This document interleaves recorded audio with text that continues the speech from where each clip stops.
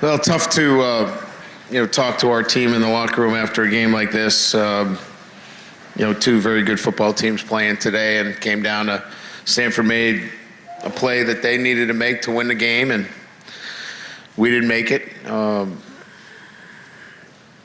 And like I told our team,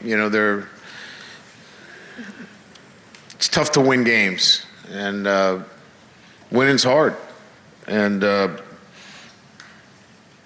losing should never feel good. There are no moral victories. We're disappointed in losing the football game, but I'm proud of our football team and the way they competed, the way they kept playing for 4 quarters, and just came up a little short. Coach, just how big of a punch in the gut was that? I mean, that they come down. I mean, you were so close and had such an opportunity to make the college football playoff. Yeah, I mean, our guys are very disappointed, but they know it's never about the last 30 seconds. I mean, we had a number of opportunities in the red zone that we should have converted or could have converted into touchdowns that we had to settle for field goals. So it's never about, just one series or one play. It's a culmination of the game, and the reality is, we're 2 plays away from being undefeated and being the number 1 team in the country. One play at Clemson and one play here at Stanford. So I love my team. I put this team up against anybody in the country. Fact of the matter is, we're not going to get that chance. We get that. We understand it. So it's disappointing, but very proud of our football team. Gutsy drive by Deshaun Kaiser, taking the team down the field there on the final drive. Well, I thought it was as good as it can get, right? Force something on the clock, eats up the whole clock, makes an incredible play on the 3rd down, throws a dig route under duress, runs the ball physically.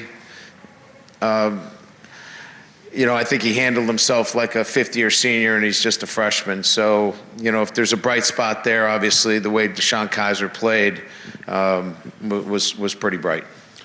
The other quarterback, Kevin Hogan, grew up a Notre Dame fan and has close ties. And can you just speak about, what you saw from him? I thought Kevin was accurate. Kevin's a great competitor, and we know him well. And he's a class act, class kid, know him through recruiting, know him every year, and he's just a competitor, great competitor, and I thought he was on tonight, threw the ball effectively, hit us with big plays down the field, but that's what we expect when we play, Kevin Hogan. He plays very well. Brian, you mentioned you're maybe 2 plays away from being undefeated. Given the amount of time and effort a team puts into a season, the amount of injuries you overcome, how do you kind of just deal with that and rationalize it? Well, you really don't. I mean, I think everybody clearly understands the game of college football, that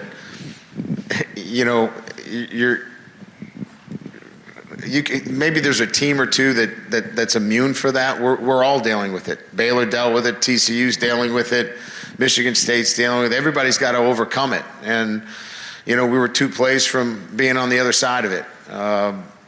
And so from our perspective, I think each and every year you go in and that your roster is not going to stay the same in November. That's why you have to prepare yourself and build your football team with depth. And we know what that looks like now, and we'll continue to build our football team to have the kind of depth to sustain injuries that occur naturally in college football.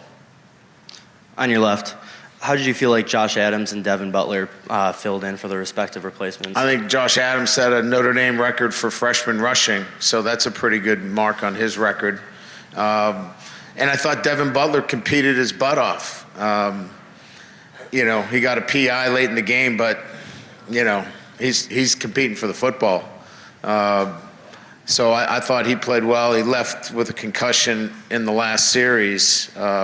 Nick had to go in for him, but I was proud of Devin. I was proud of the way he competed out there. Yeah, Coach, over here. You guys rushed for 299 yards. Seemed like you had two looks you kept going to with some success. The counters with the running back, and also with Deshaun, and then the power reads. What was it you guys saw, and what was allowed you to have so much success running the football? Well, a couple of things. Obviously, you get to pull a little bit and gap block. It's a mixture of 3 down and 4 down, and we got some good angles. Based upon film study, we felt like we got some good leverage and the ability to pull some of our big guys, and they're not quite as big and physical as they have been in the past. So we felt like we had an opportunity to gain some leverage, and I thought we had a pretty good plan going in. Can you talk? Jalen finished with 15 tackles, 8 solo, 7 assists. Can you just talk about his play today? Normal day. That's Jalen's normal effort. He's all over the field, and he has been every single week that he's played. I don't think he's had an off week. He may have had a play that he didn't make once or twice, but each and every week he has had that kind of impact to our defense. Brian, you mentioned Deshaun playing like a fifth-year senior. Over the course of the season, how important has it been for the moment never to be too big for him? The moment's never too big from him. He's still learning. There's things that happen out there. He can't turn the football over, obviously right before the half, but he knows those things, and he's just growing and learning. But he's a great competitor, I thought his last drive, the way he handled himself and got us in the right, looks. I thought the throw to Will Fuller was as good as it gets. Just did some great things out there, and again, I think his learning curve is probably in the short field areas and making decisions down there, but who wouldn't want that guy back next year? Quite a few defensive starters on that to try to, was that just an effort to just try to stop McCaffrey from being the field position impact that he's had this year? Oh, absolutely. It was all about McCaffrey and making sure that he did not wreck the game from special teams. And I thought we did a great job on special teams and kept him out of changing the complexion of the game from that standpoint. Thought we kicked it well and punted it well and covered it well. And, I thought we got the upper hand in special teams other than obviously the field goal they kicked at the end. Brian, building on JJ's question, starters on kickoff coverage, did you feel like this team sort of emptied the tank today, that there was nothing left at the end? Yeah, no, it was all hands on deck. Jalen's on it, Joe Schmidt's on it. It was a defensive play. I said, look, guys, we can go one of two ways with it. You want to start on the 45-yard line or the 3-yard line? I could put a couple of backups on this team, or you guys can start on the 20 or the 25-yard line. How do you want this to go? And there wasn't much conversation after that. Question for David Shaw, just sort of about the 27-yard gain to Cajuste in front of Farley. Was that just sort of what was available in that defense, or could you take us through that play from your perspective? We got to close down inside out on that seam route. I thought we probably played it a little bit too much outside in, worried about backing up. We got to be more aggressive to a seam route. Yeah. Coach, I know at this point maybe hard to look at big picture, but 10-2 with all that you guys overcame with the injuries and everything, how would you categorize this regular season? Again, a couple of plays away from being undefeated. Couldn't be more proud of the way our kids competed, overcame some catastrophic injuries to key players, quarterbacks, running backs, tight ends, defensive linemen, cornerbacks.